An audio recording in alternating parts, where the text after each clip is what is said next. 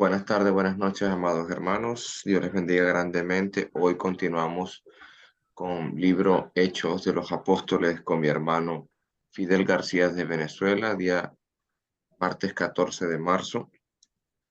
Acompáñenme para hablar acerca de este resumen de clase anterior. Vamos a estar considerando Hechos capítulo 2, versículos 22 al 36. Dice la palabra de Dios: varones israelitas, oír estas palabras: Jesús Nazareno, varón aprobado por Dios entre vosotros con las maravillas, prodigios y señales que Dios hizo entre nosotros por medio de él, como vosotros mismos sabéis. Entonces, el, el apóstol Pedro, poniéndose en pie, como dice el versículo 14, habiendo citado al profeta Joel del verso 17 al 21, aquella profecía acerca del derramamiento del Espíritu Santo que también nos habló el profeta Isaías. Igualmente conseguimos ciertos textos que él va a citar a continuación en el Salmo 16, dirigido al pueblo de Israel, y las señales y los prodigios que Jesús hizo, como dice el Evangelio de Juan, para que creyendo en Jesús tengamos vida y nosotros, creyendo en Él, seamos salvos en este mundo. Dice el versículo 23: a este entregado por el determinado consejo y anticipado conocimiento de Dios, prendiste, mataste por manos de inicuos, crucificándole. El apóstol Pedro está explicando algo realmente profundo, y para entender y comprenderlo, de que no llevaron a una cruz porque ellos han ganado o han hecho algo correctamente por sus decisiones, sino era, como dice la escritura, este anticipado conocimiento de Dios. Realmente esto estaba predestinado, que nuestro Señor Jesús hiciese tal acto de amor, y sea lo que sea, Él no iba a dejar de hacerlo. Él tenía la vista puesta en nosotros, en en nuestros corazones, en cada uno de nosotros, porque de tal manera amó Dios este mundo que entregó a su Hijo, y su Hijo le fue obediente hasta la muerte de cruz. Versículo 24: el cual Dios le levantó de los dolores de la muerte, por lo cual le era imposible que le fuese retenido por ella. Y este verso 24, la palabra imposible, me hace acordar mucho lo que estábamos estudiando en el Evangelio de Juan capítulo 11. Evangelio de Juan capítulo 11, se los voy a leer un momento. Verso 25. Juan 11, 25. Dice la palabra de Dios: y Jesús les dijo: yo soy la resurrección y la vida. El que cree en mí, aunque esté muerto, vivirá. Por eso es que Pedro dijo, le era imposible que fuese retenido por ella. Y lo que vamos a leer de el versículo 25, el apóstol Pedro citando al salmista en en el libro de los Salmos capítulo 16, dice la palabra: porque David dice de él, veía al Señor siempre delante de mí, porque está a mi diestra y no seré conmovido, por lo cual mi corazón se alegró y se gozó mi lengua. Y aún mi carne descansará en esperanza, porque no dejarás mi alma en el Hades, ni permitirás que tu santo vea corrupción. Entonces, el gozo de el salmista, la alegría del salmista, pensando siempre en estas profecías, pensando inspirado por Dios, y nosotros hoy le damos el verdadero entendimiento y conocimiento de lo que Jesús estaba pensando, de cómo se sentía Jesús a ir a un sacrificio tan maravilloso, y en alegría y en gozo, y también de no dejarás mi alma en el Hades, porque Él era la resurrección y la vida. Ese Hades que menciona Lucas, por ejemplo, en en la historia del rico y Lázaro, que menciona el Hades que tiene ese sitio, el lugar de espera de los muertos, donde pueden estar Tártaros, lugar donde fue el rico, o el paraíso donde está el seno de Abraham. Dice, ni permitirás que tu santo vea corrupción. Jesucristo, aunque cargó el pecado del mundo, Él no hizo maldad. Él cargó nuestras enemistades, como dice el libro del profeta Isaías, capítulo 53. Y dice el 28, me hiciste conocer los caminos de la vida y me llevarás de gozo y me llenarás de gozo con tu presencia. Aunque vemos a Jesús gritando en una cruz, clamando a Dios, a su Padre, porque lo había desamparado, igualmente él pensaba en lo que iba a suceder luego.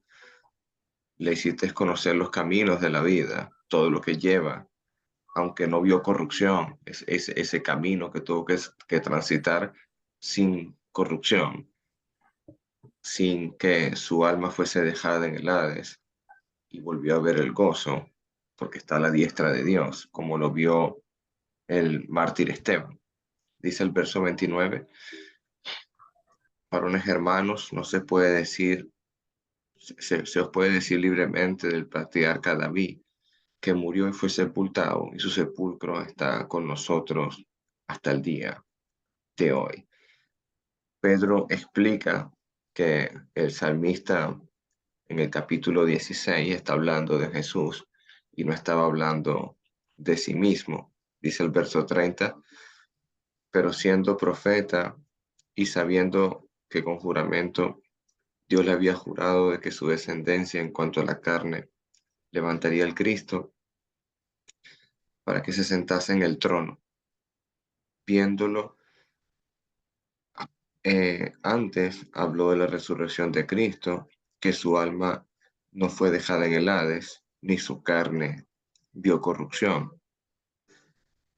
A este Jesús resucitó Dios, de lo cual todos nosotros somos testigos.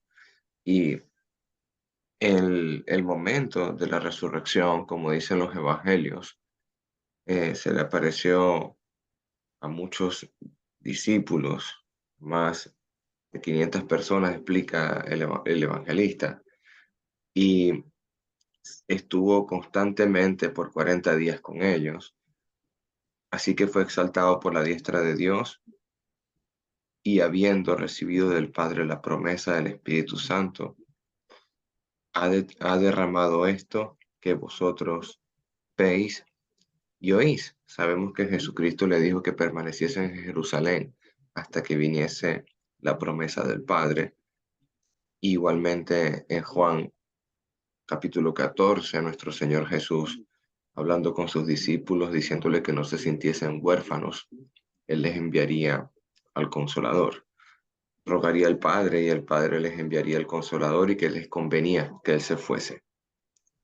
El 34, porque David no subió a los cielos, pero él mismo dice el Señor, a mi Señor, siéntate a mi diestra, hasta que ponga a tus enemigos por estrado de tus pies.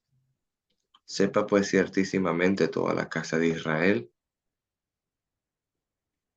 que a este Jesús, a quien vosotros crucificasteis, Dios le ha hecho Señor y Cristo.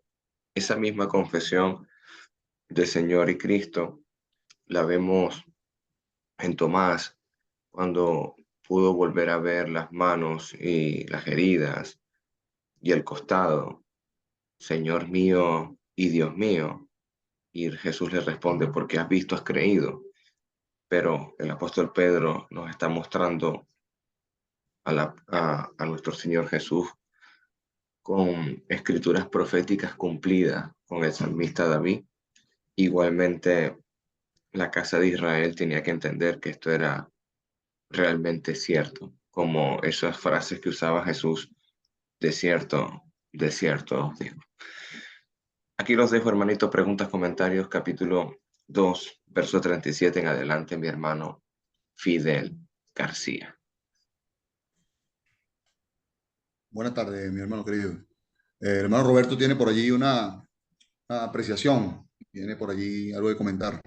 Sí, solo déjenme meter un poquito la cuchara aquí, porque esta parte para nosotros los que estamos estudiando y queremos poder ponerlo por obra, ya hemos entendido y obedecido, aplicado esta lección a nosotros, pero debemos entender ese formato, creo yo, para poder presentarlo a otros. Es un formato muy bonito, porque si ustedes se fijan, Dios está preparando todo esto y dándonos ejemplos. Primero, lo que hay que hacer es llamar la atención de la gente y asegurarse que ahí tienes la audiencia que te va a estar escuchando.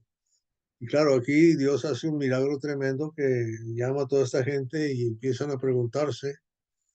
Y entonces están listos para escuchar.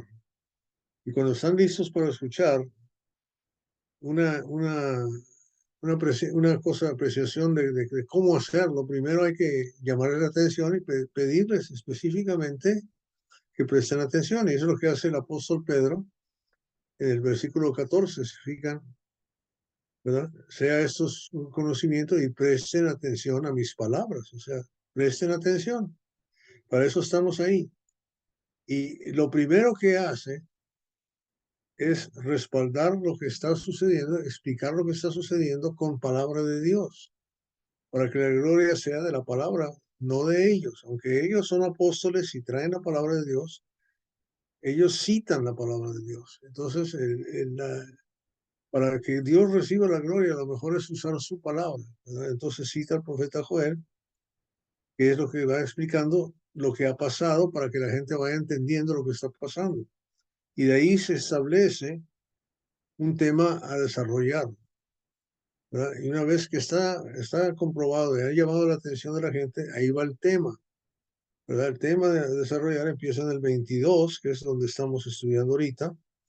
Y en el 22, la primera parte del tema es que eso que ha sucedido no es por designio de hombre, sino por designio de Dios. Eso es igual que allá en aquel tiempo de Génesis, en el tiempo de José. José no fue vendido a los ismaelitas y luego a los egipcios para que simplemente sucediera una cosa mala, sino para que todo eso que sucedió era para que el pueblo de Israel fuera salvado, sobreviviera a las hambres que iban a venir y pudiera seguir adelante en el plan de redención de Dios. Entonces aquí estamos hablando de lo mismo, porque dice el predeterminado y previo conocimiento de Dios. Ahora, una vez que se hace esa declaración específica, ¿verdad? Otra vez respalda con escritura. ¿Se fijaron? Las citas están ahí para respaldar porque eso es lo que comprueba. No es tanto la parte milagrosa, sino la parte de escritos, porque la fe viene por el oír la palabra de Dios. Es muy bonito cuando uno tiene la habilidad de explicar algo, pero es más mejor cuando uno puede respaldar lo que está y dejar que Dios explique. Dios explica hasta el versículo 28 con las citas que hace el apóstol Pedro aquí. Y otra vez, una vez que termina eso, el versículo 29, entonces hace otra vez una declaración específica de lo que está pasando. Y esa declaración específica ya se termina en el versículo 36. Y hasta ese momento no hay aplicación. Pero la conclusión tiene que ser, ¿qué hacemos con esto? Y es por eso que se intercala ahí el siguiente versículo que me estoy adelantando, 37, preguntaron qué haremos. Y la conclusión, la aplicación está ahí, ¿verdad? Y es la aplicación entonces es el versículo, arrepiéntase y bautícese y todo eso. ¿verdad? Solo eso quería añadir porque así nosotros podemos sacar una buena enseñanza de cómo preparar una lección y cómo darla. Solo eso, perdón la interrupción. Yo sé Amén, que amén. Cristian sabe mucho más que yo sobre eso, pero, ok, Bueno, adelante, querido. bien, hermano. Vamos a empezar entonces con el estudio de la mañana de hoy, de la noche de hoy, tarde de hoy, con Hechos capítulo 2, verso del 37 en adelante. Vamos a leerlo del 37 al 47. Los 10 versículos que quedan, a ver hasta dónde podemos llegar hoy. Una hermanita, por favor. Sí, hermano, Que estoy usualmente lista. El listo. 37. 37 en adelante. Al oír esto, se compungieron de corazón y dijeron a Pedro y a los otros apóstoles, varones hermanos, ¿qué haremos? Pedro les dijo, arrepentíos y bautícense cada uno de vosotros en el nombre de Jesucristo para perdón de los pecados y recibiréis el don del Espíritu Santo. Porque para vosotros es la promesa y para vuestros hijos y para todos los que están lejos, para cuantos el Señor nuestro Dios llamare. Y con otras muchas palabras testificaba y les exhortaba, diciendo, sé salvo de esta perversa generación. Así que los que recibieron su palabra fueron bautizados y se añadieron aquel día como 3,000 personas. Y perseveraban en la doctrina de los apóstoles, en la comunión unos con otros, en el partimiento del pan y en las oraciones. Y sobrevino temor a toda persona, y muchas maravillas y señales eran hechas por los apóstoles. Todos los que habían creído estaban juntos y tenían en común todas las cosas, y vendían sus propiedades y sus bienes, y los repartían a todos según la necesidad de cada uno. Y perseverando unánimes cada día en el templo y partiendo el pan en las casas, comían juntos con alegría y sencillez de corazón, alabando a Dios y teniendo favor con todo el pueblo. Y el Señor añadía cada día a la iglesia lo que habían de ser salvos. Amén. Gracias, hermanita. Bueno, como lo vimos en el resumen, que fue lo que Pedro hizo para entrar en razón a muchos de estas personas que escucharon la palabra de Dios, pero no a todos, por supuesto, no a todos porque había más de 3,000. Dice que la palabra dice allí que había más de 3,000, pero no a todos, mediante las profecías que ya estaban cumplidas por la resurrección de Cristo, cambiando la dirección de lo que habían creído, por ese mensaje que ellos habían creído antes. Ellos habían creído sobre qué, sobre la ley y los profetas. En ese momento ellos tenían que hacer un cambio brusco. ¿Por qué? Porque ya Pedro les estaba explicando, estaba parado en pie y le dijo, oíd atentamente lo que, lo que, lo que él les iba a decir. Pero por medio de lo que ellos tenían plantado en su mente y en su corazón, que era una religiosidad que habían adoptado hasta ese día, hasta ese momento, eh, Pedro le explica que había que cambiar. ¿Había que cambiar qué? El modo de pensar a través de un verdadero arrepentimiento. Un arrepentimiento de corazón, un arrepentimiento sincero, no un arrepentimiento religioso como lo estaban haciendo anteriormente. Esto nos lleva a nosotros a pensar que cuando dice que al oír se compungieron de corazón, se compungieron de corazón y le dijeron a Pedro y los otros apóstoles, hermanos, ¿qué haremos? Y Pedro le dijo, arrepentidos. Esa palabra arrepentido, hermano, ¿se acuerdan que yo les comenté la semana pasada que íbamos a tener un paréntesis allí, ¿no? Y quiero escuchar de parte de ustedes eh, qué ¿Qué nosotros podemos pensar de esa palabra arrepentimiento?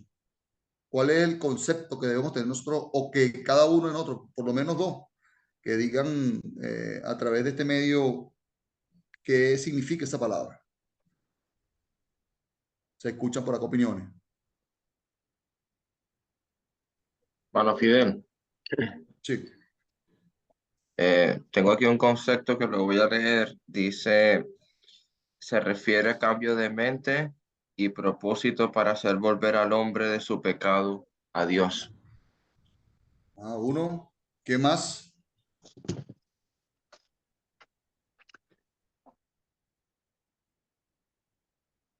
¿Alguien Voy más abajo, tiene? Gilberto. Ajá. Compungido, contrito, pesaroso. Okay. Esos son ¿Alguien sinónimos. más? Eh, el papá le dijo a los hijos ahí en Mateo, ¿quién va a ir a trabajar a mi huerto? Y uno dijo que sí, pero no fue. Y el otro dijo no, pero arrepentido fue. Entonces, arrepentido es una decisión de corazón de hacer algo bueno. Bueno, fíjate, no es tomar una decisión de hacer algo malo. Hacerlo ya es la conversión. ¿Verdad? O sea, primero hay que tener la decisión de hacerlo y después hacerlo. Ok, ¿Verdad? yo tengo por aquí tengo dos concepticos de arrepentimiento y dice que es un cambio de sentimiento, de culpa, de haber hecho algo o dejado de hacer algo que perjudique a otro. Por supuesto, si perjudica es algo malo. Y el otro es un acto de corregir, ¿ok? De corregir o cambiar de opinión o acción. Eso es lo que tú acabas de decir, hermano Roberto, sobre ese cambio de acción que tuvo el hijo. Entonces, ese arrepentimiento tiene que ser un arrepentimiento verdadero, un arrepentimiento que te coloques en los pies de esa persona a quien tú le fallaste. Y eso es importante, ese arrepentimiento de colocarte en los pies de esa persona a quien, por supuesto, tú has reconocido y has puesto tu mente en que has fallado para corregir. Eso es importante, es corrección, es el sentimiento de esa culpa que te lleva a ti a qué, a compungirte para que puedas accionar eh, esa, ese sentimiento. Esto es lo que también está predicando, ese arrepentimiento es el que está predicando el profeta Juan el Bautista, el mismo Jesús y todos los discípulos y apóstoles de Jesús. Eso lo podemos ejemplificar completamente en Lucas capítulo 3, Lucas capítulo 3, verso 3. Lo vamos a ver acá en la palabra del Señor. Dice de esta manera. Y eso es lo que predicamos. Dice, y él fue por toda la región continua. Dice, al Jordán, predicando el bautismo de arrepentimiento para perdón de pecados. También lo vemos en el mismo Lucas, capítulo 24. Capítulo 24, verso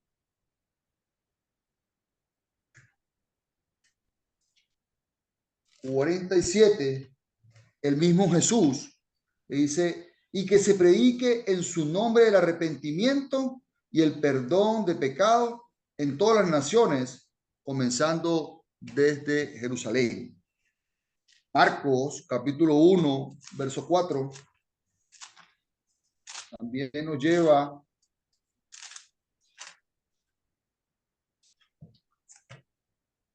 a que Juan el Bautista en el desierto y predicaba el bautismo de arrepentimiento para perdón de pecados. En Mateo, capítulo 3, del 1 al 3, vemos y nos basamos y nos paseamos por los evangelios. Dice Mateo capítulo 3. Dice, en aquellos días vino Juan el Bautista predicando en el desierto de Judea y diciendo, arrepentidos porque el reino de los cielos se ha acercado. Pues este es aquel de quien habló el profeta Isaías cuando dijo, voz del que clama en el desierto, preparar el camino del Señor, enderezar su senda.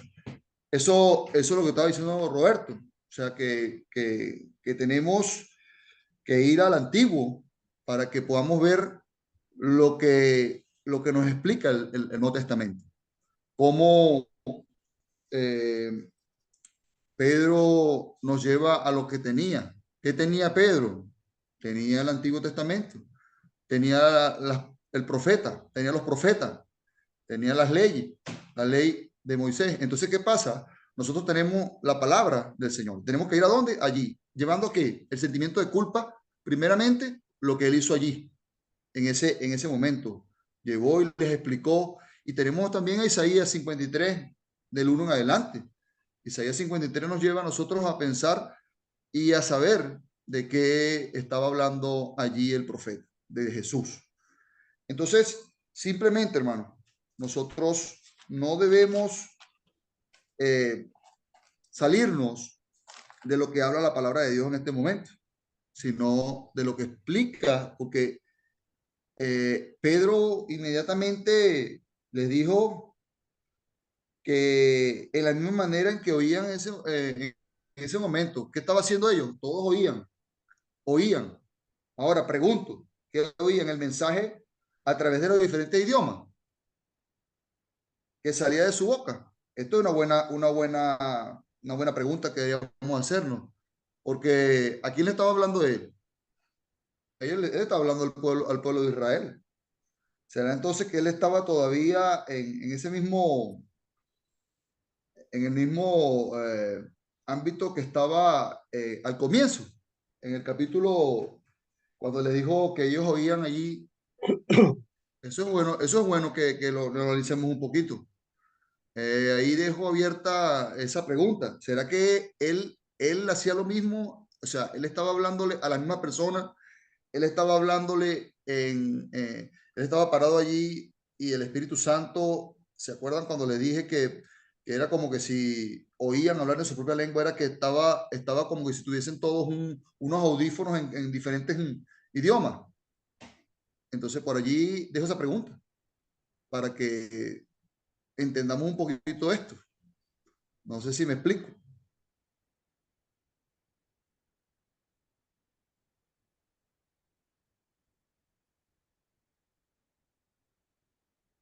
Bueno, Roberto, Nos quedamos, no entendí la pregunta, hermano. la pregunta es, como ellos, aquí dice en el versículo 37, dice que ellos volvieron a oír y se compungieron de corazón. Que cuando ellos oyeron, estaba todavía Pedro, los apóstoles hablándole, o estaba el efecto del Espíritu Santo todavía hablándole esas lenguas. Seguro que sí, que cada quien estaba entendiendo claramente en el idioma nativo de ellos, ¿no? O sea, él les está hablando y por eso o sea, no se van a compungir de corazón si no entienden y no van a entender si no hay quien les hable en el idioma que ellos saben, ¿verdad? Entonces aquí es como la cuarta, quinta vez que se habla de este oír. ¿Okay? Ellos siguieron oyendo las maravillas que le estaba hablando el apóstol por medio del Espíritu Santo. Ese poder que se derramó sobre ellos estaba saliendo de su boca. Entonces, cuando le dice a toda la casa de Israel, en la casa de Israel también no habían solamente judíos, ¿no? Había también personas de otras nacionalidades. Entonces, había una conversación, hermano, una conversación, y estas personas se entristecieron con esa palabra, se entristecieron por lo que habían hecho. Él los llevó los llevó a un modo de pensar diferente a lo que ellos pensaban, porque habían estudiado únicamente el Antiguo Testamento, habían estudiado la ley y los profetas. Cuando Pedro se les presenta y se les para allí y les explica esto con estos versículos, y cuando los lleva al profeta, cuando los lleva a David, cuando les dice sobre David, cuando les habla sobre el mismo, el discurso que estaba haciendo. Oye, aquí ellos pensaron, ¿qué pensaron ellos ahí al principio? O sea, imagínense ustedes, que iban a padecer de qué manera, de qué manera era castigado en la antigüedad, era castigado por sus pecados el hombre que faltaba, en medio de la carne. Ellos eran castigados en medio de la carne. ¿Qué hacían? Padecían en la carne. Primero, habían personas que padecían por medio de mutilaciones, los ahorcaban, los crucificaban, como fue crucificado Jesús. Los picaban, o sea, hacían muchas cosas ellos creían en ese momento, cuando dice varones hermanos, ¿qué haremos? ¿Por qué? Porque ellos pensaban en ese momento que sus pecados, o sea, lo que lo había hecho entender en ese momento de lo que había sucedido, ellos iban a sufrir en la carne. Pedro les dio una salida inmediata. Allí cuando en el versículo 38 le dijo, solamente le dijo, arrepentidos y bautícese cada uno de vosotros en el nombre de ese que ustedes crucificaron, en el nombre de ese a quien ustedes entregaron, en el nombre de ese a que ustedes cambiaron por realmente un ¿qué? Un ladrón, una persona que se pusieron a Jesús por debajo de Barrabás. A Barrabás lo pusieron por encima de Jesús, que realmente era un hombre pecador. Entonces, Pedro le dio una salida inesperada a ellos, porque ellos no pensaban que iba a ser tan fácil, que iba a ser tan fácil. Cuando los persuadió y le hizo entender sobre los sacrificios que habían hecho ellos, o que había que ofrecer en el templo en aquel momento. ¿Qué pasa con eso? Cuando vemos estos sacrificios, ellos pensaban que era un sacrificio lo que iba a padecer, lo que iba a hacer, porque ellos tenían una idea diferente a la que Pedro les estaba hablando acá. ¿Cuál era la idea? Un sacrificio en su cuerpo, o un sacrificio de un cordero para que fuese inmolado, fuese derramada la sangre. Eso es lo que significaba cuando ellos estaban pensando en su mente ese sacrificio que hubo pasado Jesús en la cruz. Y solamente el hecho de ser bautizados, nada más arrepentirse y bautizarse, ellos no, todavía eso era algo nuevo para ellos. Era algo nuevo. Y era necesario para esa purificación y esa salvación y el cambio de ley de ese nuevo pacto que venía. Si vamos a Primera de Pedro, capítulo 3, versos del 18 al 21. Primera de Pedro, capítulo 3, del 18 al 21, era necesario porque el bautismo que ellos iban a recibir en ese momento era necesario. ¿Por qué? Porque el bautismo era para salvación. Dice el versículo 18, dice, porque también Cristo padeció una sola vez por los pecados, dice, el justo por lo injusto, para llevarnos a Dios, siendo a la verdad muerto en la carne, pero vivificado en espíritu, en el cual también fue y predicó a los espíritus encarcelados. El 20 dice, los que en otro tiempo desobedecieron cuando una vez esperaba la paciencia de Dios en los días de Noé, mientras se preparaba el arca, en la cual pocas personas, es decir, 8, fueron salvados por agua. El 21, el bautismo que corresponde ahora en ese momento nos salva, no quitando las inmundicias de la carne, sino como la aspiración de la buena conciencia hacia Dios por la resurrección de Jesucristo. Esto nos lleva a nosotros a pensar cuando vayamos a predicarle lo que estaba diciendo Roberto, cuando vayamos a predicar nosotros este precioso evangelio, debemos llevarlo a una conciencia para que todos los que realmente pasen por el proceso de transformación del bautismo, de arrepentimiento, sea para toda la vida. Para toda la vida. Así también vemos en la segunda parte del versículo 38, dice, y así recibirán el don del Espíritu Santo. ¿Y qué era eso?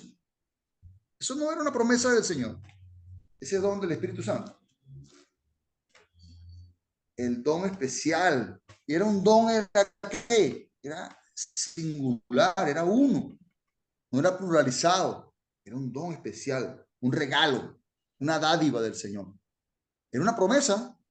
Vamos a ir a Juan capítulo 14, versos 16 y 17. Adelantándome aquí a la prédica del hermano Alejandro. Juan capítulo 14, verso 16 y 17.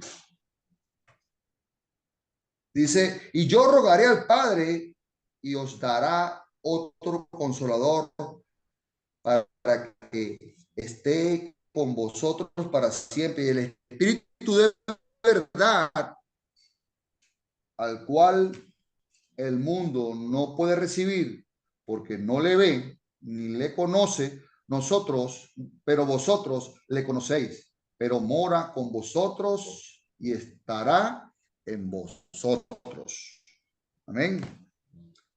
Este regalo es la corona de la vida eterna que nos ofreció nuestro Padre Celestial. Si vamos a Efesios capítulo 1, verso 13 y 14. Efesios capítulo 1, verso 13 y 14. Dice la palabra de Dios, dice así. En él también vosotros habéis oído la palabra de verdad, el evangelio de vuestra salvación, y habiendo creído en él, fuiste sellado con el Espíritu Santo de la promesa. Eso es lo que aquí el apóstol quiere reflejarle cuando él dice, y les dará el don, recibirán el don del Espíritu Santo. Ya había una promesa, hermano. En el 14 dice que en las arras de vuestra herencia hasta la redención de la posesión adquirida para alabanza de su gloria. Muy simple, muy simple. Ya acá vemos, hermanos, que cuando Pedro y como dice aquí, Pedro y los demás hermanos les llevaron allí con ese arrepentimiento y le dijeran que eran el nombre de a ese a quien entregaron, se hicieron más culpables, se hicieron presente allí en su conciencia de lo que habían hecho y recibieron, para que recibieran ese don del Espíritu Santo, recibieran la promesa que él les había ofrecido en estos versículos que leímos. En el verso 39 y 40, esta promesa es para todos, así fuesen como fuesen, ahí no hubo distinción. fuesen como fuesen, hasta el pecado más grande, el pecado más pequeño, no, todos eran pecadores, porque todos habían pasado por allí, todos, pero estaban exhortándolo con sabiduría, estaban exhortándolo a través del Espíritu Santo y ese poder que tuvieron allí los apóstoles para llevarlos a una mente cauterizada. En el verso 41 dice, así que los que recibieron su palabra fueron bautizados y se añadieron aquel día como 3,000. Es una apreciación, como 3,000. No dice que fueron números exactos, sino como 3,000. Aquí vemos el renacimiento del hombre pecador. Aquí vemos el inicio de la iglesia, que tiene un significado muy especial. La palabra iglesia, fuera del mundo. Esta palabra nos lleva a nosotros a pensar que ya nosotros vivimos en el mundo, pero no pertenecemos a este mundo. No pertenecemos a este mundo. En el verso 42 dice, y perseveraban en la doctrina de los apóstoles, en la comunión unos con otros, en el partimiento del pan,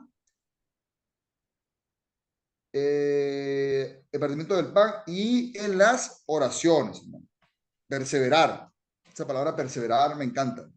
Esa palabra perseverar era mantenerse firme, o es mantenerse firme, sin fluctuar. Eso también lo habla el apóstol Pablo en sus cartas. Esa fluctuación nos lleva a nosotros a lo que está pasando en muchas congregaciones hoy en día. Esas personas que van y vienen como las olas del mar. Esas personas que por cualquier cosa se desvían del conocimiento de la verdad.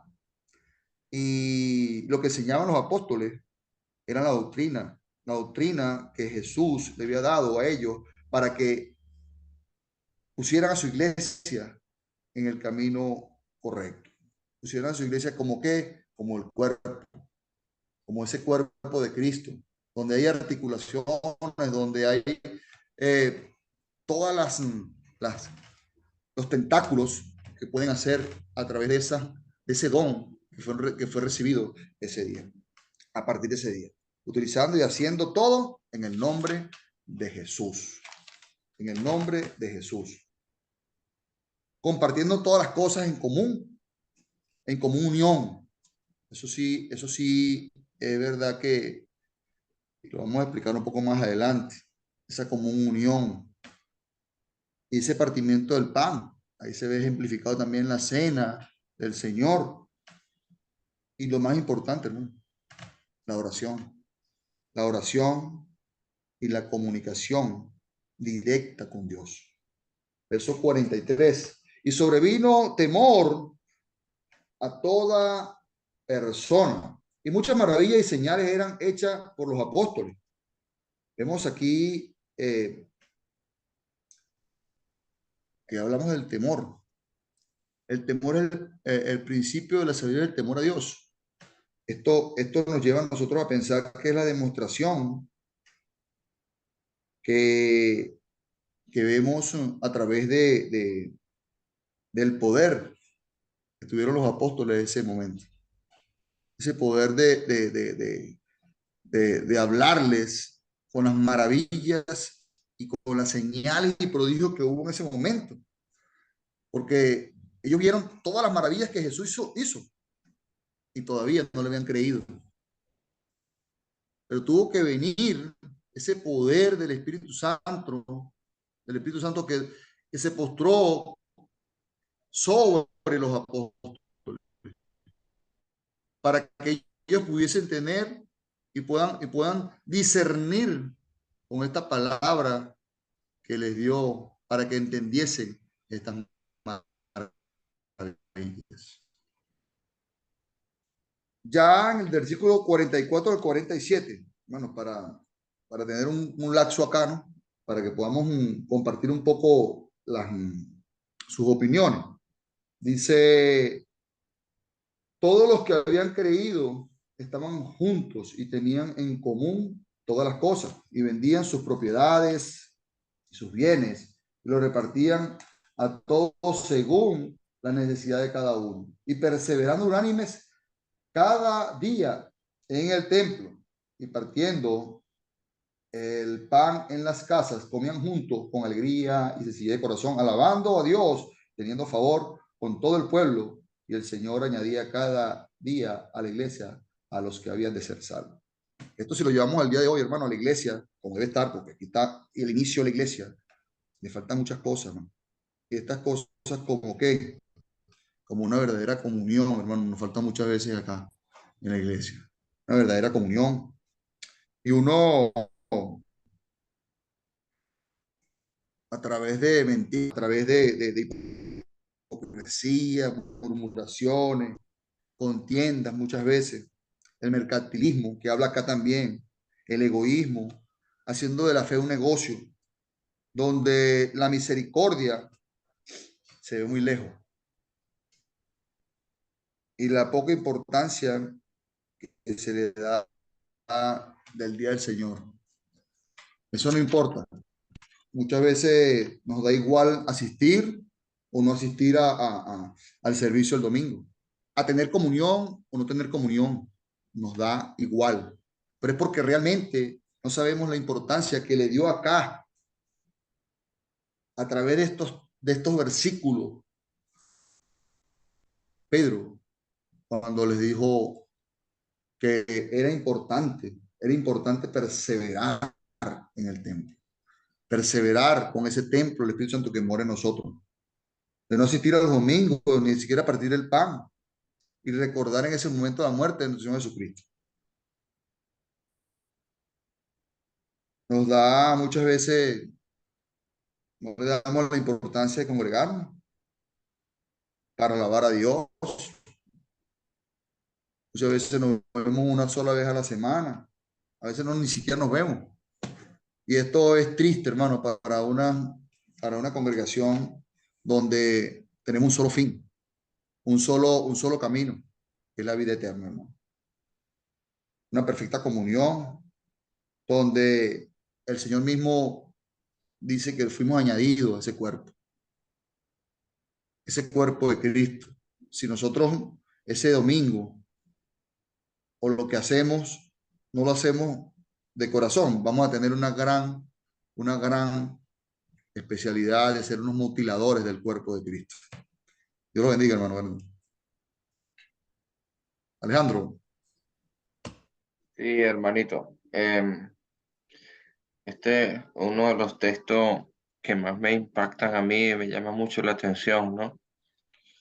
Y el verso 39 dice la palabra del capítulo 2, porque para vosotros es la promesa, para vuestros hijos y para todos los que están lejos, para cuanto el Señor nuestro Dios llamare.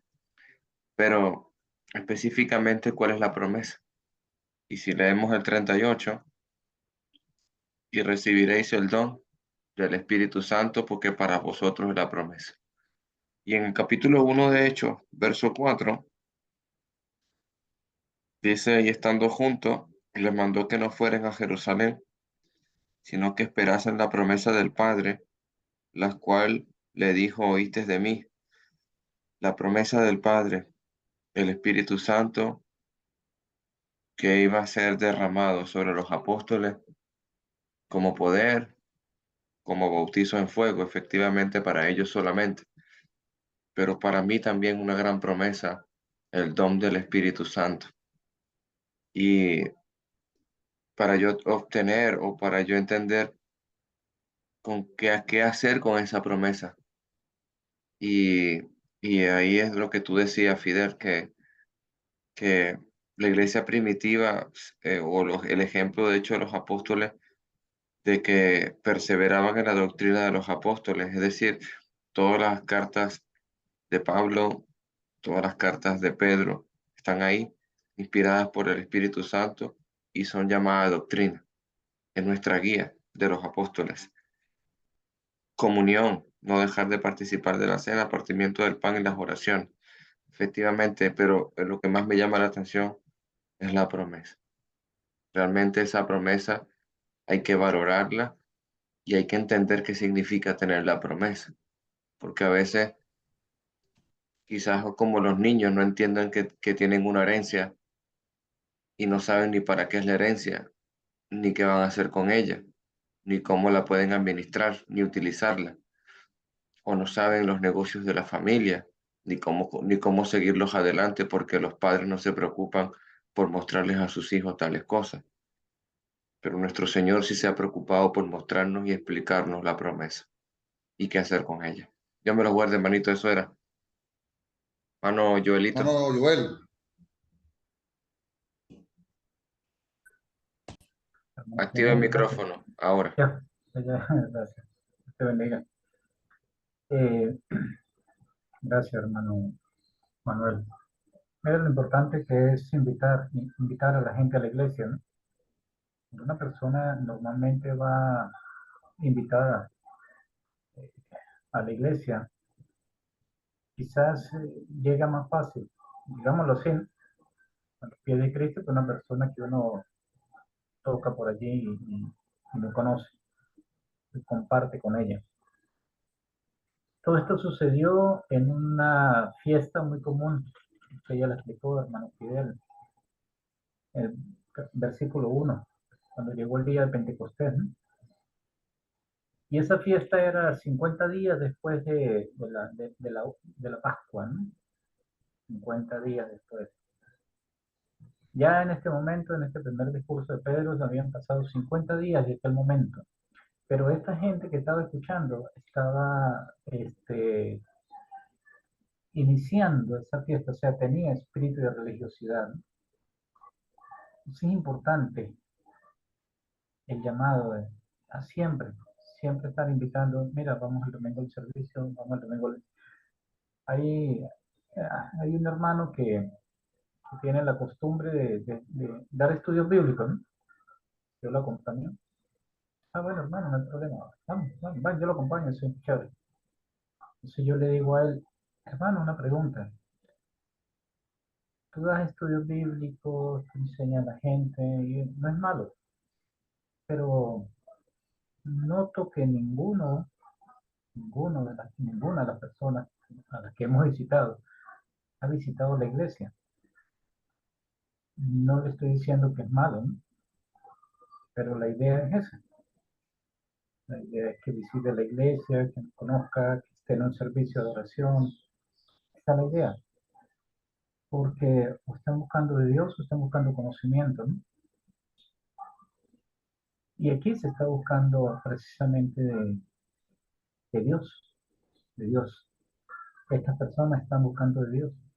Y se les habló, se les dijo a través del Espíritu Santo las palabras que necesitaban escuchar para que su corazón que se compugiera, ¿no? Y dieran un vuelco a su vida, ¿no? Dieran un vuelco a su vida. Cuando una persona camina en el sentido contrario, donde iba, estoy arrepentido. Y cuando una persona muestra una vida diferente a la que tenía, estoy convertido. Y aquí ellos comenzaron a hacer ambas cosas al mismo momento. Ellos se arrepintieron porque dieron un vuelco. Ya, oye, ya va un momento, mira lo que estamos haciendo. Y es bueno porque utilizar el conocimiento que la persona tiene para llevarlo a los pies de Cristo es algo muy útil. Ellos sabían, esperaban un Mesías, esperaban un Redentor, esperaban un Cristo. Eso, bueno, ese fue el que ustedes mataron. Ah, de lo que hicimos. Eso fue lo que hicimos. Entonces, eso los lleva a internalizar y decir, wow. Entonces, el hermano Manuel, hacerles entender que tienen una herencia, que no la deben desaprovechar ni él, ni sus hijos, ni los que vienen después para ellos. Y la conversión viene después cuando sus frutos se ven, a diferencia del joven rico, ¿no? Mira, el Marco dice que cuando lo vio lo amó, Jesucristo lo amó, le pidió una sola cosa, vende todo lo que tienes, dalo a los pobres, despréndate de eso. Y fue cuando ellos, el hijo rico, el joven rico agachó la cabeza, pasó de largo porque él tenía muchos bienes. Y dice en el 45, y vendían las propiedades, ¿ok? Vendían las propiedades y sus bienes y los repartieron a todos según la necesidad de cada uno. O sea, que no solamente se bautizaron gente adinerada, sino también gente necesitada. Y ahí se ve la conversión, igual como la conversión de el apóstol Pablo. Cuando una persona está arrepentida y está convertida, Dios hace un trabajo grandioso con él en el servicio de la iglesia. Hace un trabajo maravilloso con nosotros, ¿no? Cuando estamos arrepentidos, pero cuando también estamos convertidos. Y por eso el libro de los Hechos lo vamos a leer varias veces. Arrepentidos y convertidos para que vengan sobre vosotros tiempo de refrigerio, que otra de las promesas. Era el comentario, hermano. Dios te bendiga. Gracias, hermano Fidel, por tu tiempo. Amén, hermano. Por allí, ¿quién otra vez? Alejandro. Sí, hermanito, aprovechar las circunstancias y el texto bíblico dice, eh, sobrevino todo temor a persona, ese temor porque están viendo las grandes señales y prodigios de Dios en los apóstoles, sobre todo que era gente sin letra y sin vulgo y hablaban en sus propios idiomas, estaban, gran temor vino por esas maravillas que están viendo. Y el 44, todos los que habían creído estaban juntos y tenían todas las cosas en común. Y lo que decía mi hermano en el 45, y eso, ahí se ve la verdadera familia y la verdadera unidad o el verdadero espíritu que quiere mostrarnos nuestro Señor Jesús a través de los apóstoles, una verdadera familia en Dios y en Cristo Jesús. Eso es lo que demuestra. Si, si somos hermanos es porque nos amamos de corazón y en verdad, no por otra cosa. Eso me llama la atención ese texto. ¿Alguien más quiere hacer un aporte? Ajá. Sí, hermano. Adelante. Ok. Dice allí Romanos 10:14. ¿Cómo pues invocarán a aquel en quien no han creído? ¿Y cómo creerán en aquel de quien no han oído? ¿Y cómo oirán sin haber quien les predique? Aquí Pedro les está predicando. Cuando dice en el texto, dice que se compungieron, y ellos, pues de hecho se arrepintieron. A veces arrepentirse es solamente un cambio en el patrón de conducta. Puede ser momentáneo, pero un cambio en el patrón de conducta.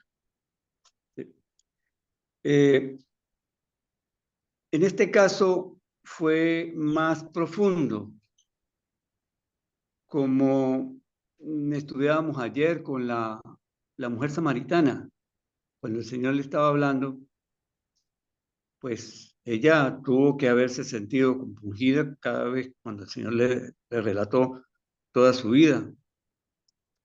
Pero en este sentido, el arrepentimiento, el que nosotros entendemos como arrepentimiento, es un proceso más elevado.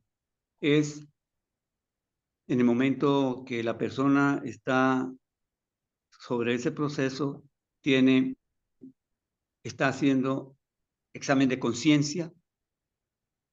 Esta gente hizo examen de conciencia, contrición de corazón y propósito de enmienda, que esa es como la verdadera dirección del arrepentimiento sobre el pecado.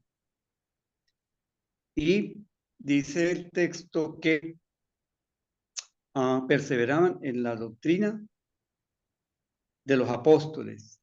Evidentemente, pues la doctrina de los apóstoles era el evangelio. Y el cambio que ellos tenían allí, allí se dio bautizo, comunión de unos con otros, partimiento del pan, las oraciones, el temor, todas las cosas las tenían en común, repartían según las necesidades. perseveraban unánimes, con alegría, con sencillez de corazón, alabando a Dios, teniendo favor con todo el pueblo, y el Señor dio el resultado. Añadía cada día a la iglesia a los que habían de ser salvos. Entonces, lo que entiendo aquí es que este arrepentimiento de estas personas o el arrepentimiento del pecador no es un mero cambio de conducta, sino que allí mismo se empezaron a ver los frutos de ese arrepentimiento.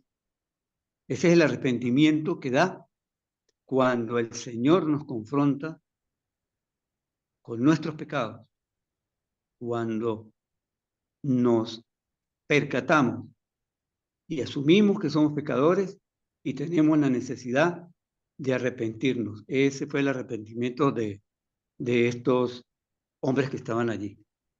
Ese es el comentario.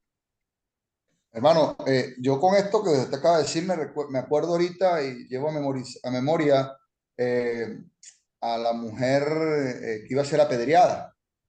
Vemos claramente cuando el mismo Jesús le dice, el que esté libre de pecado, tira la primera piedra. Ya él inmediatamente le dio un mensaje y a la mujer le dijo, vete y no peques más, los pecados son perdonados. O sea, vemos ahí ese dos tipos de personas, pero la palabra clave allí es vete y no peques más.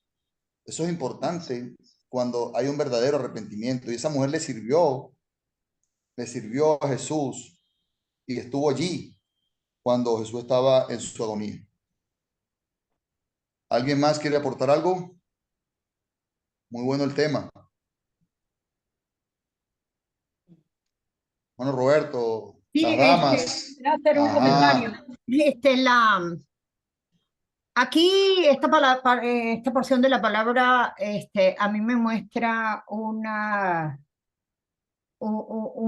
iglesia ejemplar, una iglesia modelo, una iglesia que realmente estaban haciendo lo que Cristo quería, pues, ¿verdad?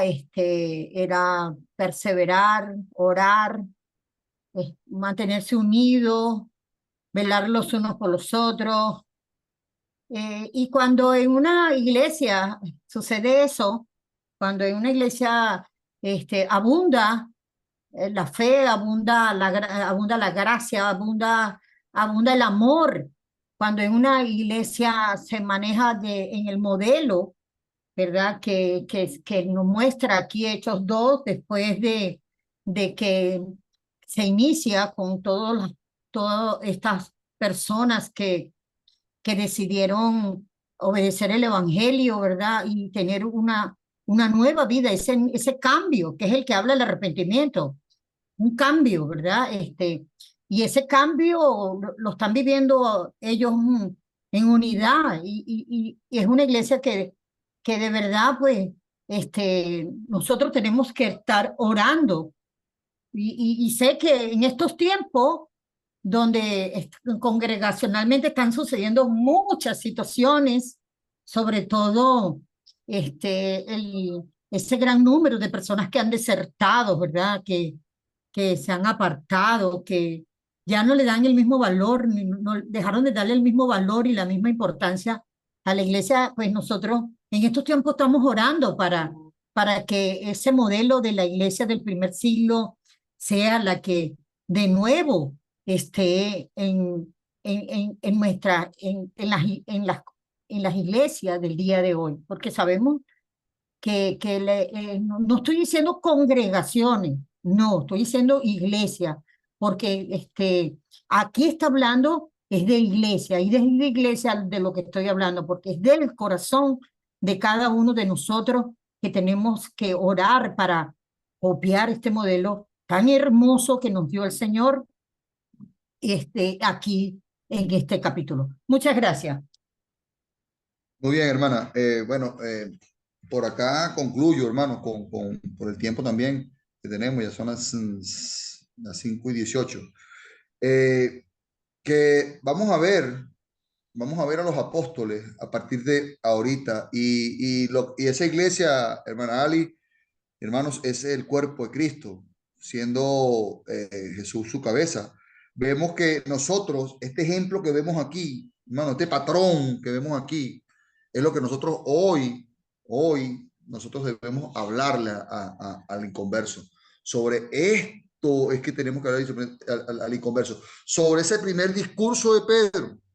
Ese primer discurso de Pedro es el modelo de la predicación que nosotros debemos adoptar para que todos los días, si aquí se bautizaron 3,000, imagínense ustedes cuánto nosotros pudiésemos tener bautizando a diario a personas a través de esta enseñanza. Yo creo que es el primer modelo que hay de predicación. Es el primer modelo que nosotros debemos llevar a diario, donde a cada uno de los inconversos, de los que están en el mundo, predicarle y llevarlo a esa compunción de corazón y pudieran arrepentirse de esa situación que llevaron a Jesús en la cruz, siendo y hablándole del Salvador del mundo a través de los evangelios, que lo tenemos allí presente. Y lo vamos a ver en los próximos capítulos, vamos a ver cómo se repite, hermano, cómo se repite la predicación de Pedro. Y eso lo vamos a ver más adelante. Por aquí listo, Alejandro. ¿Hay alguien más que quiera aportar algo?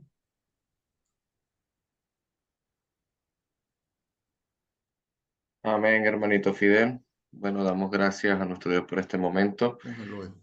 Le pedimos, hermano Fidel, nada más que añadir. Pregunto primero.